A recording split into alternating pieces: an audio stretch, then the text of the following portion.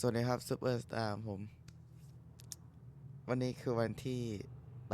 8ใช่8ผมน่าจะ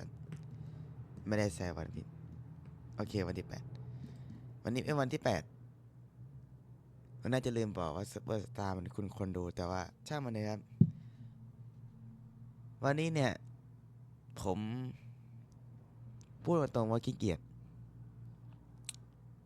อันนี้ผมกลับบ้านมาจากโรงเรียนเนี่ยผมแทบไม่ได้ทำอะไรเลยนอกจากกินข้าวนอนจน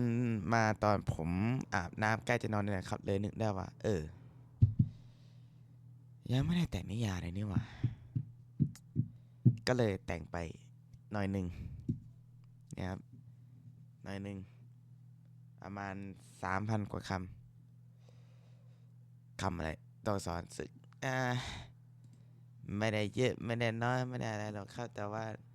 อย่างน้อยมันก็ดีกว่าไม่ทำเลยอะเนาะแล้วก็มันก็เป็นการเก็บสแต็กติดต่อกันด้วยซึ่งก็มองในระยะยาวก็คงเป็นเรื่องที่ดีแล้วก็ให้ผมง่วนจะตายแล้วเนี่ยเพราะงั้นแล้วไว้เจอกันใหม่ครับถ้าเกิดว่ามีคนมาดู